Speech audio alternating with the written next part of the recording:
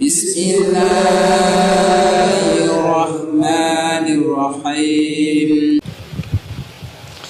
Assalamualaikum warahmatullahi wabarakatuh. Alhamdulillah wa syukurillah wa salatu wassalamu ala rasulillah sayyidina maulana Muhammadin ibn Abdullah wa ala alihi wa sahbihi mawala. Kemabat para masyayikh, para nyai yang saya hormati, alhamdulillah saya ingin menggunakan ini untuk membawa wacana kita sampai kepada strategi-strategi yang dilakukan oleh NU. Bapak sekalian saya hormati, sebelum Perang Dunia Kedua, sebelum adanya piagam PBB, dunia ini adalah dunia rimba. Dunia adalah rimba di mana satu kelompok dan kelompok yang lain ini saling serang, saling menghancurkan, saling adu kuat, siapa kuat dia menang. Yang berlaku adalah hukum rimba. Jadi dulu itu perang itu normal, pembantian itu normal, pembumi hangusan normal, penjajahan normal, perbudakan juga normal, semuanya normal dulu. Kalau sekarang kita ribut-ribut bagaimana Israel melakukan genosida atas orang-orang Palestina di Gaza, dulu itu Turki Utsmani itu juga pernah melakukan genosida terhadap orang-orang Kristen Armenia, sampai hampir 2 juta orang dimusnahkan oleh Turki Utsmani pada waktu itu.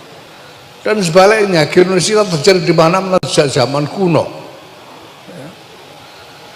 Nah, sampai kemudian terjadi Perang Dunia Pertama, Perang Dunia Kedua dengan korban yang luar biasa yang menyadarkan masyarakat internasional tentang dibutuhkannya satu tatanan baru yang bisa mencegah perang tak berketentuan seperti yang terjadi sebelumnya. Karena perang yang tidak karu-karuan, hukum rimba itu menjadi sejarah umat manusia selama ribuan tahun, sejak zaman Sumeria, Assyria, Mesir kuno, Romawi kuno, seperti itu semua. Jadi orang dibantai itu dulu udah biasa. Nah, kenapa sekarang ini kita ngeri dengan pembantian-pembantian itu? Karena kita dididik di dalam zaman sesudah adanya kesepakatan internasional tentang tatanan dunia yang baru yang didasarkan atas aturan-aturan dan bukan sekedar adu kuat di antara aktor-aktor yang ada. Nah, itu dulu. Nah, sekarang bagaimana dengan langkah-langkah yang harus dilakukan, yang akan dilakukan khususnya oleh Nahdlatul Ulama ini. Pertama-tama saya ingin ingatkan kembali dan tegaskan kembali sesuatu yang sudah saya ulang-ulang sebetulnya sejak lama sekali, bahwa Nahdlatul Ulama ini didirikan sebagai inisiasi untuk membangun peradaban baru, sebagai rintisan untuk membangun peradaban baru. Saya menolak tesis yang mengatakan bahwa Nahdlatul Ulama ini didirikan sebagai tanggapan atas menangnya Wahabi di Hijaz. Saya tolak itu. Mungkin ada kaitannya dengan itu, tapi bukan hanya itu. Nahdlatul Ulama ini didirikan dengan visi yang jauh lebih besar, yaitu visi untuk membangun peradaban dengan kepemimpinan dari para ulama. Ini adalah visi yang selama ratusan tahun sudah tidak pernah muncul lagi di dalam sejarah dunia Islam, dan baru dimulai di Indonesia ini dengan lahirnya Nahdlatul Ulama. Karena Nahdlatul Ulama ini lahir setelah runtuhnya konstruksi peradaban Islam yang lama pada waktu itu, yaitu Turki Utsmani sebagai tulang punggungnya. Runtuh karena Perang Dunia Pertama, hilang, dan kemudian orang bertanya tentang apa penggantinya. Dan ketika lahir kerajaan Saudi yang berbasiskan mazhab Wahabi, ini ditolak oleh kiai-kiai kita. Kenapa?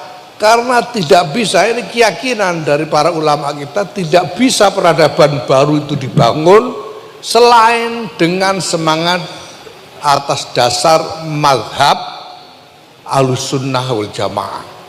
Hanya Ahlus Sunnah wal Jamaah yang punya vitalitas untuk membangun peradaban baru, bukan Wahabi, bukan juga Syiah. Nah, ini yang penting. Nah, oleh karena itu Bapak Ibu Saudara sekalian, semua langkah strategis yang dikerjakan oleh para ulama kita sejak awal hingga sekarang ini terkait dengan upaya untuk secara tadriji membangun sendi-sendi peradaban baru, dan yang kedua mempertahankan kehadiran Ahlus Sunnah wal Jamaah di dalam strategi peradaban baru itu sendiri. Nah, maka begini, dulu itu peradaban Nusantara itu memang peradaban Ahlus Sunnah wal Jamaah. Yang dibawa, yang mengislamkan Nusantara ini kan para wali songo dan wali-wali yang lain, dan semuanya itu Ahlus Sunnah wal Jamaah. Sehingga kalau kita bicara tentang Islam di Nusantara ini, Islam yang ada itu Ahlus Sunnah wal Jamaah, tidak ada yang lain. Dan ini yang dilihat dan diyakini betul oleh Hadratus Syekh Kiai Muhammad Hasyim Asy'ari. Itu sebabnya kalau kita baca risalah beliau tentang Ahlus Sunnah wal Jamaah, itu ditegaskan betul bahwa Nusantara ini Ahlus Sunnah wal Jamaah. Bahwa kemudian ada yang ikut Muhammad Abdul Rasyid Ridho, ada yang ikut Wahabi dan sebagainya, ini datang baru. Tapi yang asli adalah Ahlus Sunnah wal Jamaah. Nah, maka sebetulnya Hadratus Syekh itu ingin supaya ini balik ke Ahlus Sunnah wal Jamaah lagi. Bagaimana supaya ini dibangun, digalang lagi untuk kembali ke Ahlus Sunnah wal Jamaah. Nah, itu sebabnya kemudian Hadratus Syekh setuju untuk mendirikan apa yang kemudian disebut sebagai MIAI, Majelis Islam A'la Indonesia, yang kemudian berubah menjadi Masyumi, Majelis Syuro Muslimin Indonesia, dengan harapan bahwa ini bisa menjadi wadah untuk menggalang kembali semuanya balik ke Ahlus Sunnah wal Jamaah, di antara yang macam-macam itu. Nah,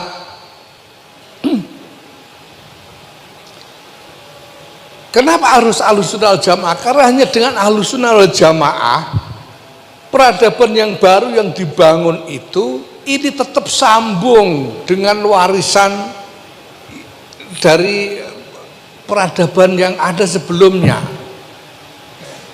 Jadi bukan ngarang sendiri sesuatu yang baru, ngarang sendiri, tetapi diderivasi, ya, dihasilkan dari wawasan-wawasan yang kita warisi sebagai turos, tapi kemudian secara kreatif menghasilkan gagasan-gagasan untuk peradaban baru itu. Maka harus Ahlus Sunnah wal Jamaah. Ini visi dari Hadratus Syekh Kiai Muhammad Hasyim Asy'ari. Tetapi realitas seringkali tidak sesuai dengan harapan. Ketika Masyumi kemudian berjalan, ya, ternyata kemudian yang terjadi adalah bahwa kelompok-kelompok di luar kelompok Ahlus Sunnah wal Jamaah ini justru mendominasi berbagai macam peran kunci di dalam Masyumi itu sendiri pada waktu itu. Yang menjalankan strategi, membuat keputusan strategis ini adalah orang-orang di luar kalangan Ahlus Sunnah wal Jamaah. Kiai Wahabullah melihat ini sebagai ancaman. Karena kalau kemudian dibiarkan, maka justru Ahlussunnah wal Jamaah itu sendiri yang pada waktu itu sudah terpinggirkan, ini akan kehilangan warnanya, akan kehilangan ruang untuk menunjukkan warnanya. Maka kemudian Kiai Wahabullah ngotot untuk keluar dari Masyumi dan menggulirkan mengajak NU untuk berkompetisi sebagai parpol sendiri pada waktu itu. Tujuannya apa? Supaya warna dan identitas Ahlussunnah wal Jamaah ini tetap kokoh, tidak kemudian hanya dijadikan alat untuk agenda-agenda yang dibuat oleh pihak-pihak lain. Maka ungkapan yang sangat terkenal dari Kiai Wahab pada waktu itu ketika beliau digugat, kenapa malah tidak mau persatuan? Diajak persatuan dengan Masyumi kok malah pisah.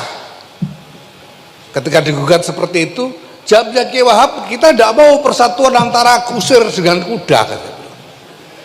Kita disuruh jadi kudanya, dia jadi kusirnya. Kita cuma bisa betit tok sambil suruh geret dokar, dia yang enak-enak naik dokar sambil nyabeti kita. Itu terkenal sekali pernyataan Kiai Wahab itu. Kita tidak mau, kita mau persatuan tapi bukan persatuan kusir dengan kuda. Nah, maka kemudian beliau katakan yang penting kita sekarang punya base sendiri. Kalau nggak ada yang belum kalau belum ada yang bisa nyupir, ya kita sewa supir. Yang penting base-nya punya sendiri gitu. Ya Wahab begitu. Dan beliau katakan jangan percaya kalau orang bilang NU ini gelugu, NU ini meriam, kata beliau. Ini adalah upaya beliau untuk membangkitkan semangat dari warga NU ini supaya percaya diri bahwa peradaban itu tidak harus dibangun di atas landasan Ahlussunnah wal Jamaah. Nah, baik, Bapak Ibu sekalian yang saya hormati, ini prinsip kita. Pokoknya jangan sampai Ahlussunnah ini, mazhab Ahlussunnah ini jangan sampai maghlub, harus tetap mewarnai dengan kuat apapun pilihan yang kita buat. Nah, itu yang terjadi sepanjang sejarah, dan kadang-kadang kita harus berkorban besar dalam rangka ini. Sepanjang sejarah yang kita lalui hingga sekarang. Nah, baik. Sekarang saya mau melompat saja. Jadi pada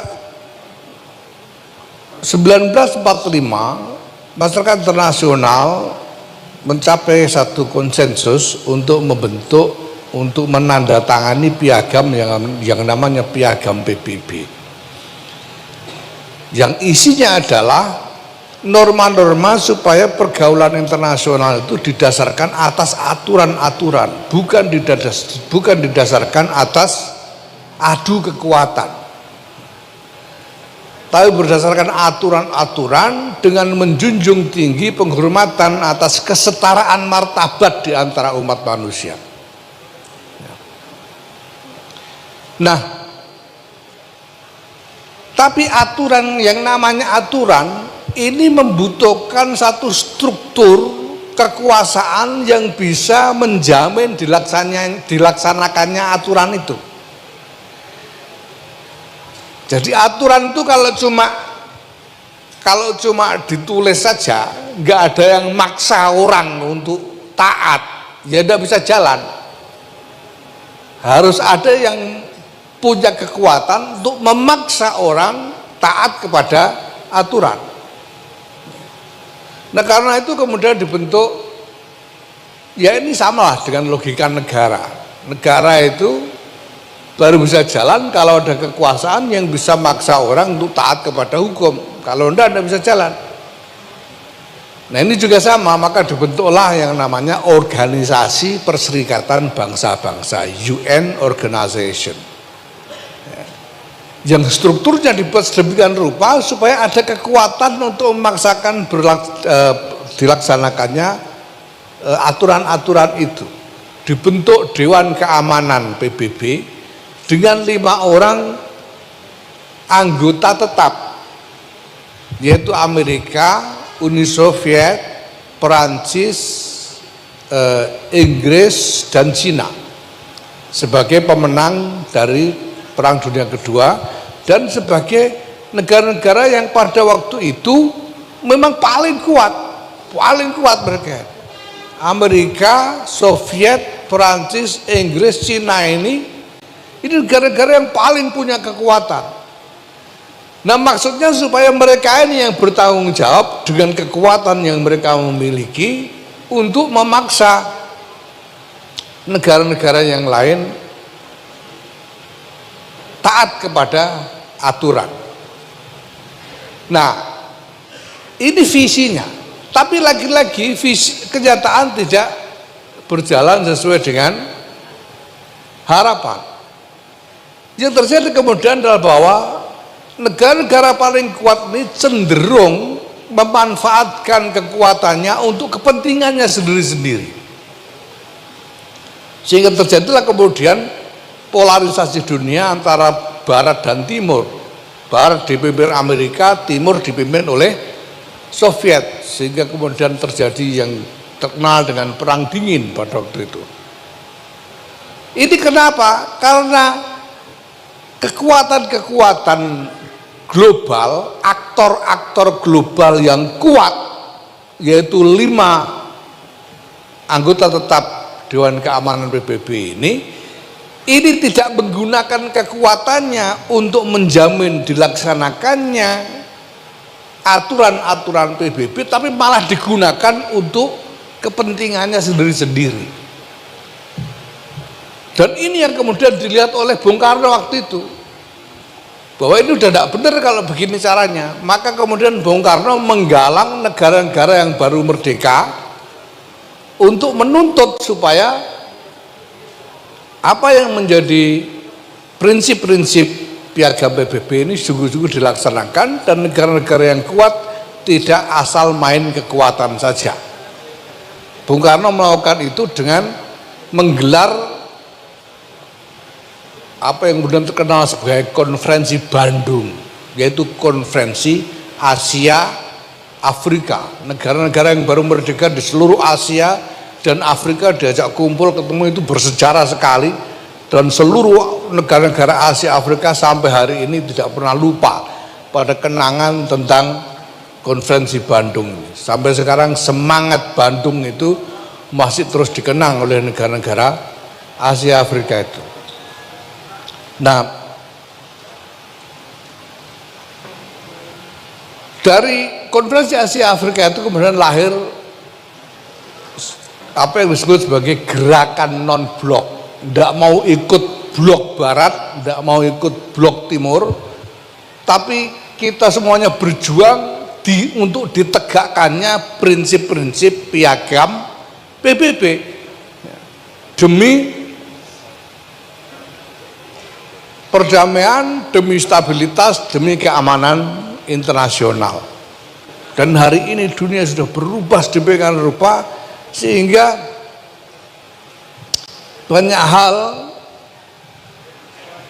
yang dulu menjadi kemapanan sekarang goyah, dan ketika goyah ini menimbulkan gejolak di mana-mana karena kemapanan goyah. Nah, apa yang goyah itu? Pertama, bahwa aktor-aktor yang kuat di dalam percaturan global itu bergeser. Dulu itu tahun 89 Uni Soviet bubar, Amerika menjadi adidaya tunggal, sehingga berbuat seenaknya ke sana kemari Amerika. Tapi tidak lama kemudian tahun 2000-an ini negara-negara baru menumbuhkan kekuatannya masing-masing, sementara negara yang tadinya kuat melemah. Cina tumbuh menjadi semakin kuat, menjadi adidaya baru. Rusia setelah Soviet bubar sekarang tumbuh menjadi adidaya baru juga.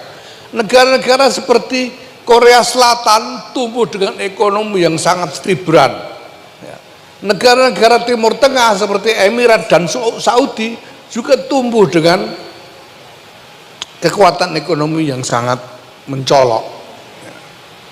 Sehingga dunia ini goncang lagi karena peta berubah. Di samping itu, aktor-aktor yang bermain di dalam percaturan internasional itu bukan lagi cuma negara, bukan lagi cuma pemerintah saja, tetapi juga entitas-entitas atau aktor-aktor ekonomi besar. Di dunia ini sekarang ada perusahaan-perusahaan yang raksasa dengan aset yang luar biasa besar, sehingga dia bisa menandingi negara. Yang gampang-gampang aja Google misalnya, itu udah besar sekali. Google itu kekuatan ekonominya sudah berlipat-lipat dari Indonesia misalnya. Yang namanya Google itu perusahaan. Yang namanya Twitter yang baru saja dibeli oleh Elon Musk, itu dibeli oleh Elon Musk seharga 43 triliun dolar. 43 triliun itu kalau dirupiahkan nolnya berapa, udah repot ngitungnya kita. Nah ini perusahaan-perusahaan besar, belum ada perusahaan energi, perusahaan macam-macam yang besar-besar sekali. Sehingga misalnya perusahaan-perusahaan besar ini sampai mampu mengendalikan pemerintahan. Sekarang ini kita tidak bisa melihat Amerika seperti Amerika tahun 40-an, 50-an, tidak bisa lagi. Presiden Amerika itu hari ini sebetulnya pada hakikatnya dia itu cuma wayang, karena ada dalangnya.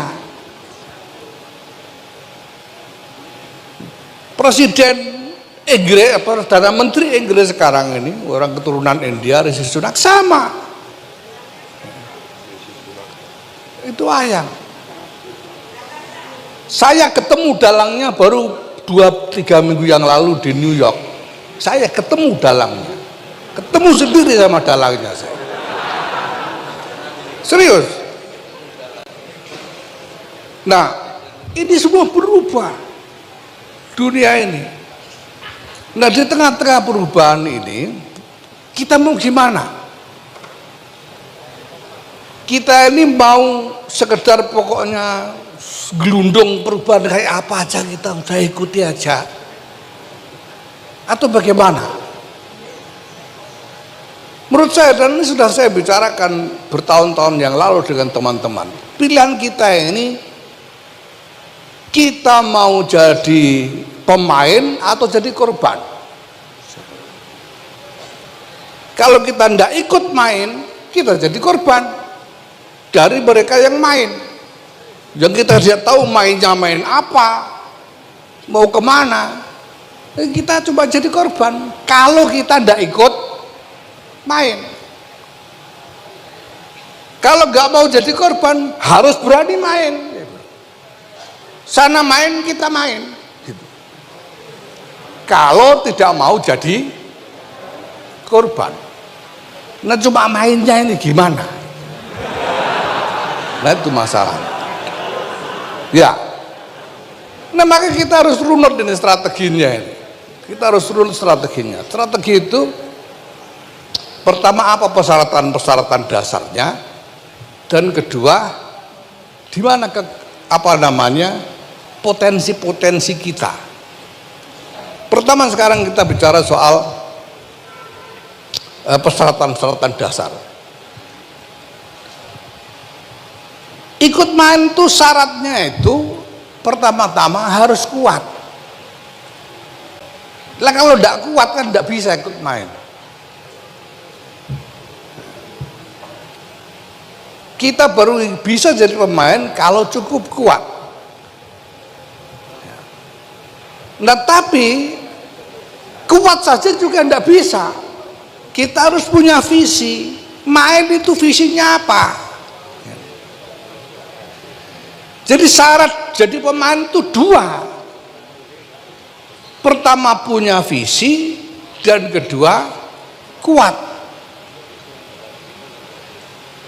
Lah visi ini masya Allah, ini fadlun min Allah, saya kira bahwa negara kesatuan Republik Indonesia ini didirikan dengan visi yang sesungguhnya menjadi jawaban dari semua kemelut dunia internasional itu.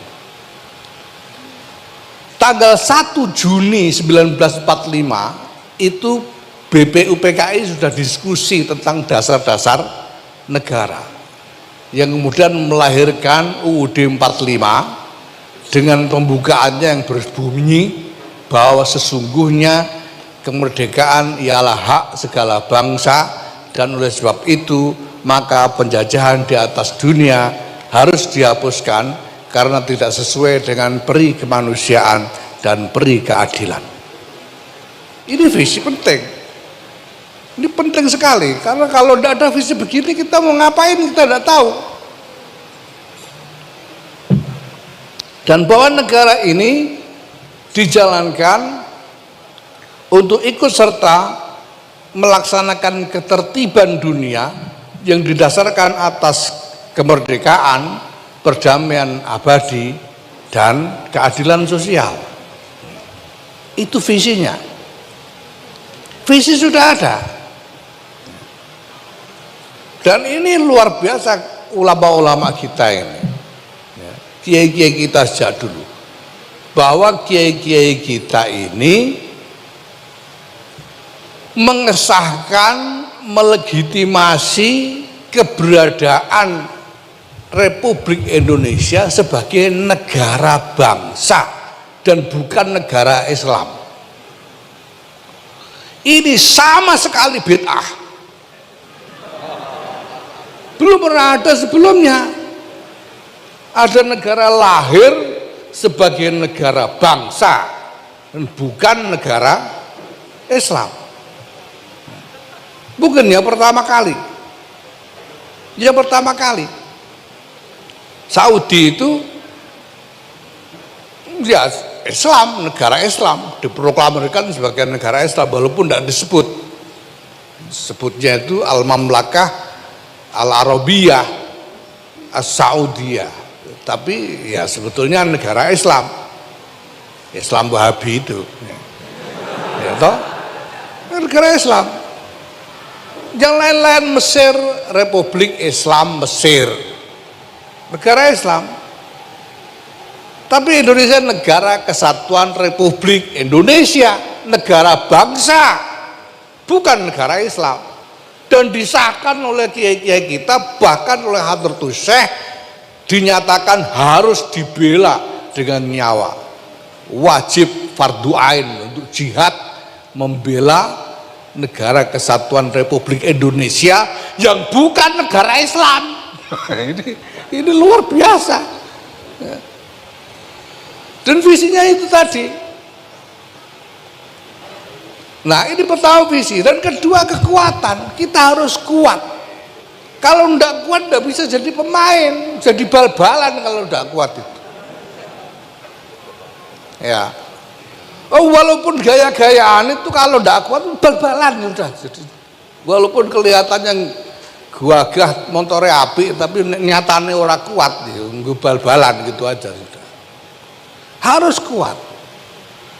Nah, kuat ini kalau kita bicara tentang pergulatan peradaban global, karena hari ini kita tidak bisa pisahkan antara apa yang internasional, antara dinamika internasional dan dinamika dalam negeri, dinamika domestik, tidak bisa kita pisahkan. Ini sudah nyambung, campur aduk, tidak karu-karuan. Maka kita tidak punya pilihan bahwa untuk bisa bertarung di dalam kancah pertarungan peradaban global ini, kita harus bersama-sama negara, tidak bisa NU sendirian itu tidak bisa. Negara ini memang dimaksudkan sebagai basis politik dari perjuangan peradaban itu sendiri. Nah, masalahnya sekarang seberapa kuat Indonesia ini. Nah, Bapak Ibu sekalian yang saya hormati, ini alhamdulillah Indonesia ini telah berhasil mencapai titik kekuatan yang lumayan sekarang, lumayan. Ya. Jadi kalau kita bicara kekuatan, itu kita bicara dua hal, Pak. Pertama, kekuatan pertahanan dalam pengertian tahanan di dalam memenuhi kebutuhan domestik khususnya pangan, dan kemampuan untuk mengembangkan basis ekonomi yang kokoh. Nah, kita punya masalah besar dalam soal ini. Bapak Ibu sekalian yang saya hormati, sebagian besar kebutuhan pangan itu kita dapatkan selama ini dari impor. Sebagian besar. Saya tidak tahu persentasinya. Saya pernah dengar katanya yang bisa kita hasilkan sendiri untuk pangan kita itu tidak lebih dari 30% katanya. Selebihnya impor. Nah, namanya impor ini tergantung negara yang menjual toh. Kalau dia tidak mau jual, kita tidak makan. Gitu. Kenapa? Karena kita belum punya kemampuan untuk memenuhi, untuk melakukan produksi pangan yang cukup, memenuhi kebutuhan kita sendiri. Ini masalah besar sekali yang harus dipecahkan. Nah, padahal mendorong pertanian tradisional, tani-tani sawah ini untuk memicu produksi yang cukup itu sudah tidak mungkin. Dulu Pak Harto tahun 80-an itu pernah membuat strategi swasembada beras dengan pengerahan kekuatan besar-besaran, itu cuma tahan setahun saja swasembada beras. Tahun berikutnya ambiar impor lagi. Karena pertanian tradisional itu tidak mungkin, tidak punya vitalitas yang cukup untuk memproduksi secara besar-besaran. Maka saya tertarik dan saya setuju, terus terang setuju dengan strategi yang dipilih oleh Pak Jokowi untuk membangun food estate, membangun industri produksi bahan makanan secara besar-besaran. Selama ini orang mengkritik bahwa dicoba beberapa kali gagal. Kalau gagal itu menurut saya soal teknis. Kalau kita perbaiki teknisnya, teknologinya dan sebagainya bisa berhasil. Tapi kita harus memacu produksi pangan secara besar-besaran secara dalam negeri supaya kita mandiri secara pangan, tidak tergantung pada impor dari negara lain. Karena ini penting. Karena kalau makan saja kita ini tergantung orang, perut kita ini tergantung orang, itu akalnya juga pasti tergantung orang. Maka perut ini harus kita penuhi sendiri, jangan tergantung orang. Yang kedua, fondasi ekonomi atau basis ekonomi. Bapak sekalian, kita ini sekarang dulu miskin sekali, kita sangat miskin. Tapi kemudian setelah kita mampu melakukan ekstraksi sumber daya alam, kemudian perekonomian kita meningkat. Jadi Indonesia ini kaya raya, tapi kekayaannya itu berupa sumber daya alam. Dulu kita miskin ketika kita belum mampu menggali sumber daya alam kita ini. Setelah berhasil menggali sumber daya alam, kita jadi kaya. Sampai sekarang ini kita sebenarnya sudah menengah. Indonesia ini sudah negara dengan kemampuan ekonomi menengah.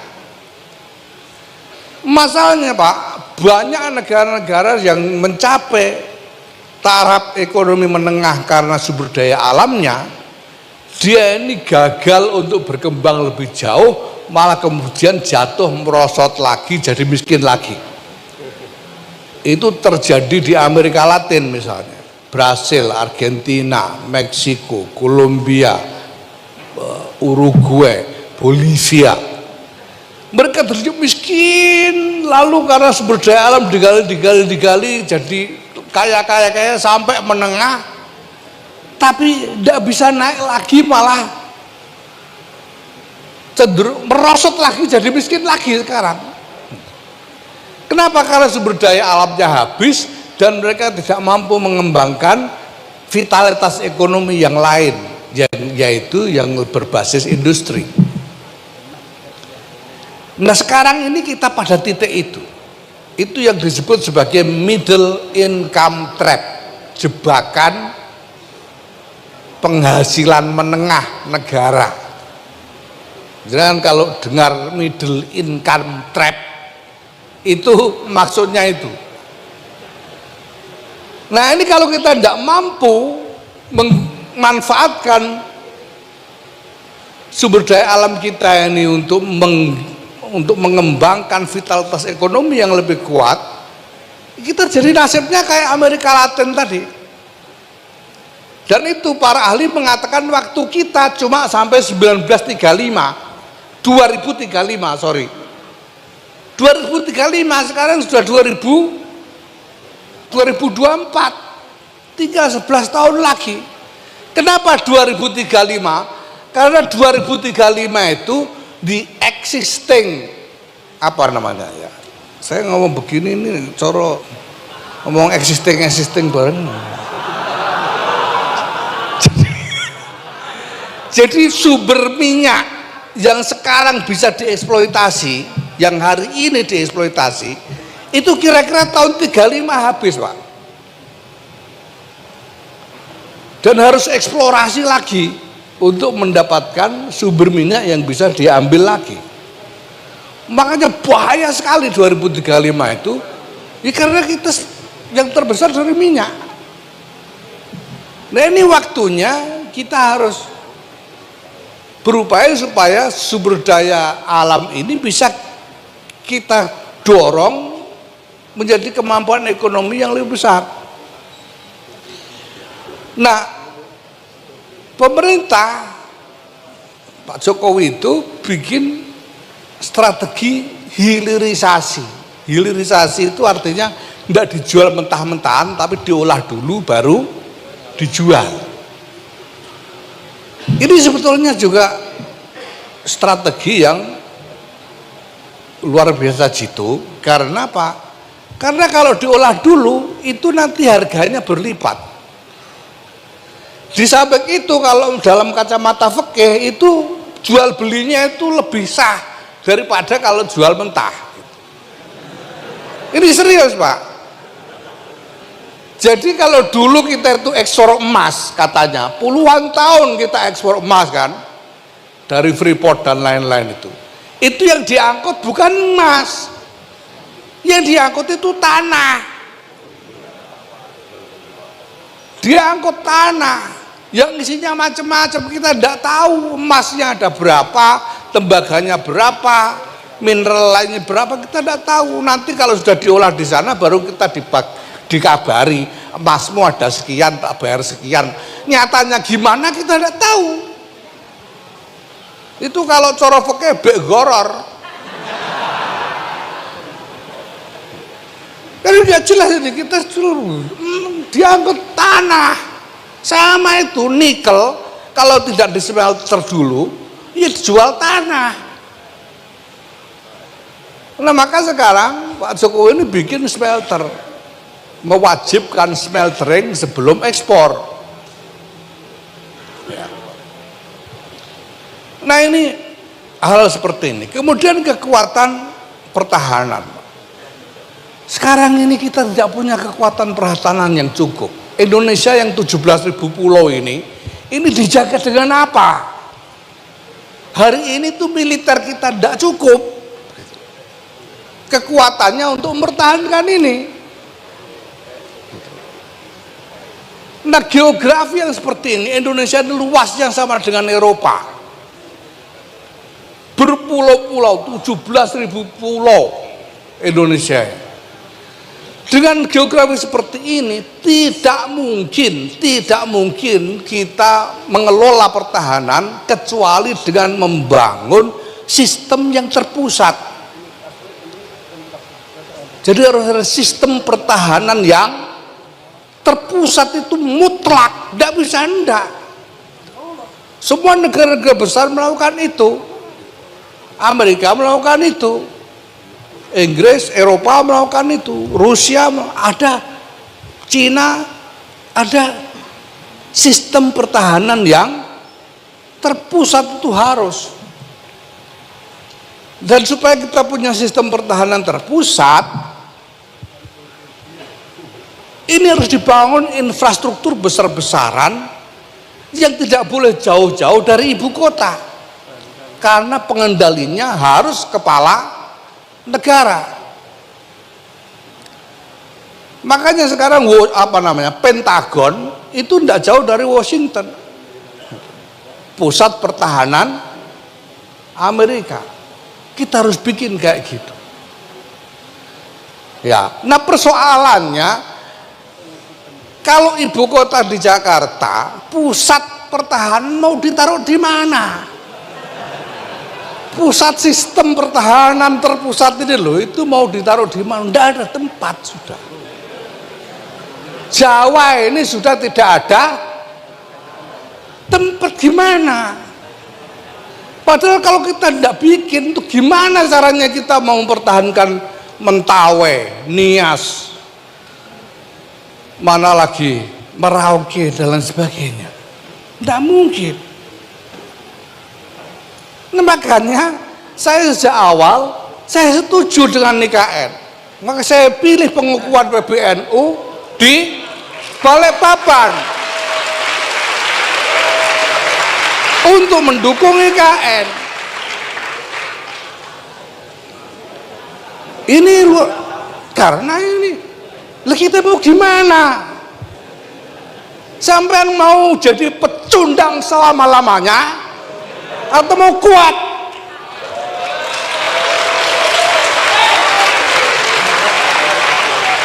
Ini penting gitu. Dan ini luar biasa, saya sampai nanya pada teman, ini Pak Jokowi ini begini-begini ini Pak, ini sebetulnya harusnya dibangun di kebijakan seperti ini harus dibangun melalui satu lembaga, istilahnya itu think tank yang besar, lembaga kajian yang besar. Lah Pak Jokowi itu kok tiba-tiba, saya tanya teman-teman, ini think tanknya Pak Jokowi ini mana ya? Think tank yang mana? Jangan-jangan karena dapat wangsit Pak Jokowi ini.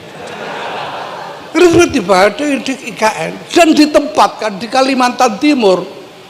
Ini luar biasa.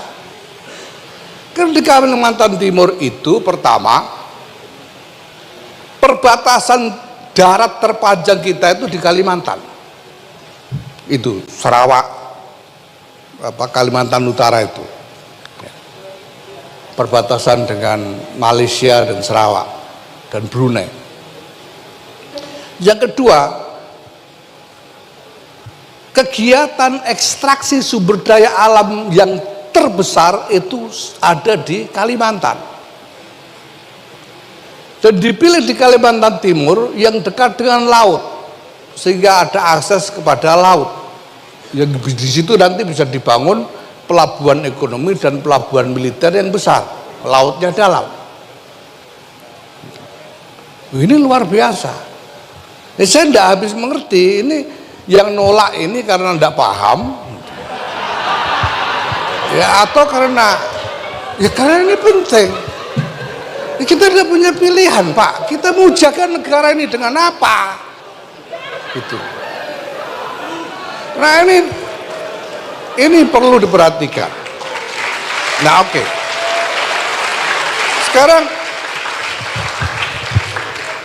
Sekarang bagaimana kita menempatkan NU ini? Pak, ini masya Allah lagi, ini fadlun minallah lagi. Tidak ada negara yang di dalamnya ada gerakan sosial yang besar selain di Indonesia ini.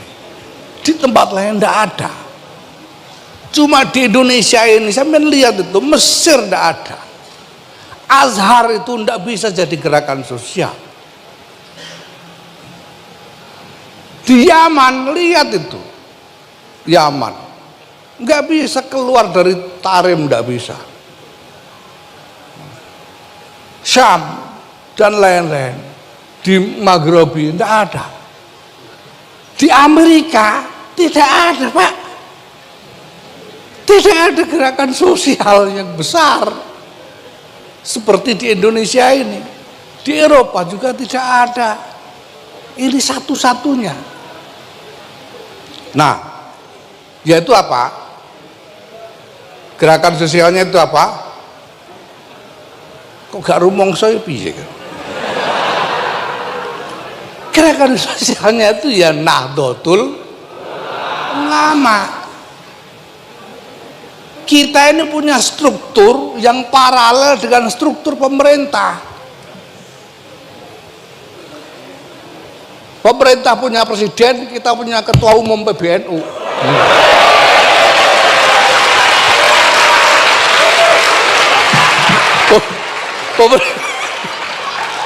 Pemerintah punya gubernur, kita punya ketua PW. Pemerintah punya bupati wali kota, kita punya ketua PC. Ada camat, ada ketua MBC. Ada lurah, ada ketua ranting, paralel. Dan kita punya akal di dalam masyarakat. Masyarakat yang tidak perlu ditakut-takutin sudah nurut sama NU coba. Tidak ditakut-takuti, tidak dibujuk-bujuk, tidak didumi supermi atau sembako.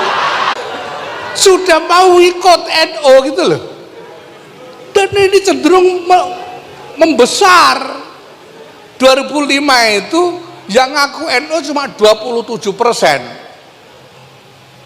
1955 18%, 2005 27%. Ini LSI dan DCA. 2023 yang ngaku NU 56,9%. Lo itu enggak kita demi sembako lo kok bisa mau 18 tahun naik 2 kali lipat. Ini cuma di Indonesia yang ada. Nah, Bapak Ibu sekalian saya hormati ya, kita itu tidak cukup. Tadi saya katakan bahwa hilirisasi itu bisa menghasilkan tambahan penghasilan pendapatan negara secara berlipat ganda. Tetapi tambahan penghasilan saja tidak cukup. Tambahan penghasilan ini harus benar ditasarrufkan untuk membangun kekuatan ekonomi yang lebih luas di dalam masyarakat. Gitu. Ya, penghasilan negara besar ditasarrufkan untuk membangun kekuatan ekonomi yang lebih luas di dalam masyarakat. Paham ya? Dan itu pemerintah tidak mungkin mampu, tidak bisa. Pemerintah manapun tidak bisa, apalagi dengan otonomi daerah seperti ini, tidak bisa. Sudah. Nah, siapa yang bisa melakukan itu? Yang bisa melakukan itu hanya gerakan sosial. Gitu. Nah, maka sekarang bagaimana kita mendayagunakan kekuatan Nahdlatul Ulama ini menjadi beriringan dengan negara dalam rangka menciptakan basis ekonomi yang lebih luas. Kenapa? Kalau negara ini ya penghasilan besar negara, lalu disuruh untuk membangun ekonomi di akar rumput, ekonomi rakyat lah ya, duit dikirim ke gubernur ya, duit dikirim ke gubernur, ini gubernurnya harus rembukan dulu sama DPR provinsi, bagi-baginya berapa, yang dikirim berapa. Lo iya apa ya? Habis itu dikirim ke kabupaten kota, diterima bupati sama wali kota yang kayak begini-begini ini juga rembukan dulu. Berapa yang dibagi ke kecamatan?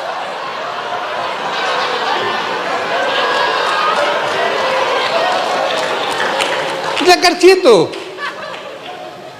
Tapi kalau lewat gerakan sosial seperti ini, Roh Islam tinggal bilang isma' wa ati'. Nah, isma'u wa ati'u, gitu sudah. Semua nurut sampai ke bawah.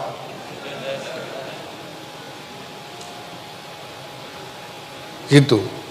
Jadi tidak pakai, makanya kita bikin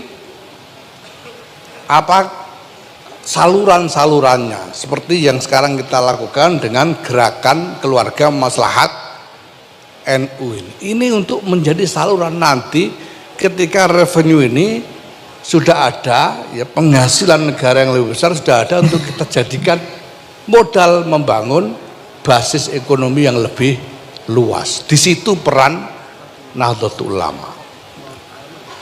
Nah, soal apa namanya percaturan di antara kekuatan-kekuatan itu, nah itu sekali lagi ya saya bilang ada wayang ada dalang, Pak. Saya tahu itu kenapa. Saya sudah pernah ketemu wakil presiden Amerika. Saya diundang ke Gedung Putih sana sebelum jadi ketua umum dulu. Loh ya, sebelum jadi ketua, sebelum ketua umum saya diundang ke Gedung Putih ketemu wakil presiden Amerika di sana. Dan saya bergaul dengan berbagai macam tokoh politik di Amerika. Saya kenal dengan Mitt Romney, dengan siapa namanya,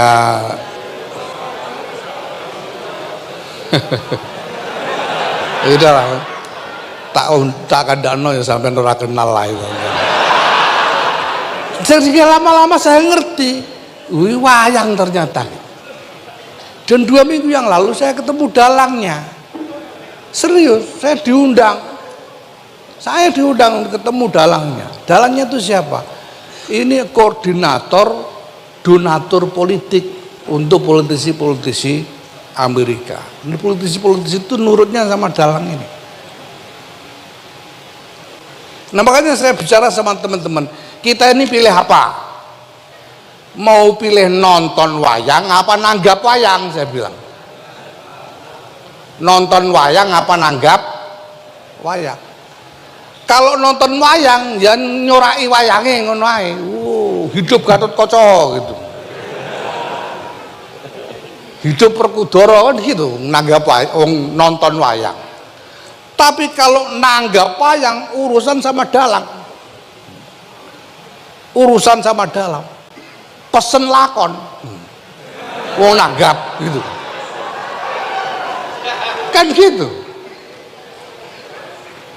Ya kalau dalangnya dipeseni ngenyang ya nyang-nyangan, tapi karo dalange ora karo wayange gitu loh. Itu yang penting. Nah maka kita sekarang ini tugas kita adalah membangun ini. Kita tahu bahwa, kita menyadari bahwa sekarang ini kebijakan-kebijakan strategis ini mendapat tentangan yang kuat dari aktor-aktor internasional. Amerika itu misalnya tidak setuju IKN, tidak setuju hilirisasi, tidak setuju food estate dan lain sebagainya, tidak setuju. Karena mereka menganggap itu sebagai ancaman. Maka saya putar-putar kemarin itu tugas saya meyakinkan orang bahwa Indonesia harus dibiarkan kuat. Mereka kan menganggap kalau Indonesia kuat, Indonesia jadi ancaman buat mereka. Nah maka kita harus yakinkan dunia bahwa Indonesia ini penting. Karena jawaban dari segala kekacauan internasional ini sebetulnya ada di Indonesia.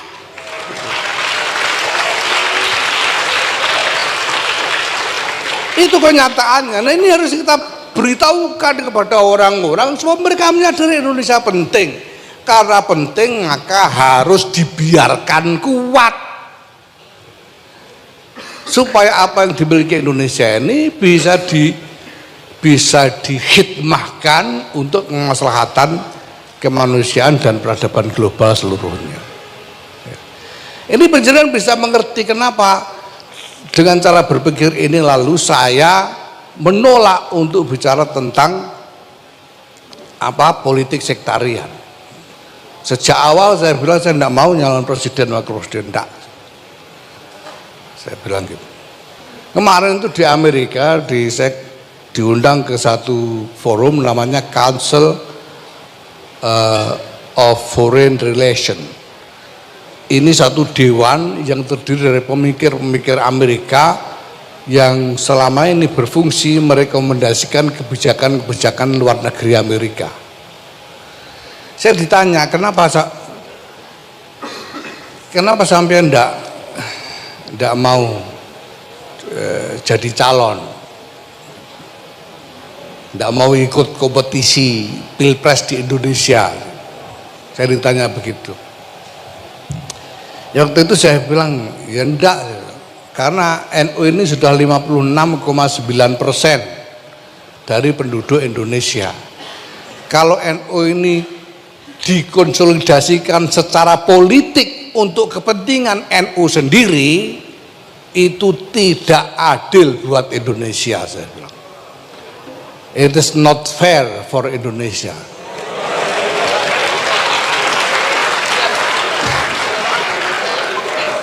Karena itu akan berarti seperti mengambil alih negara untuk kepentingan NU sendiri. Itu tidak fair.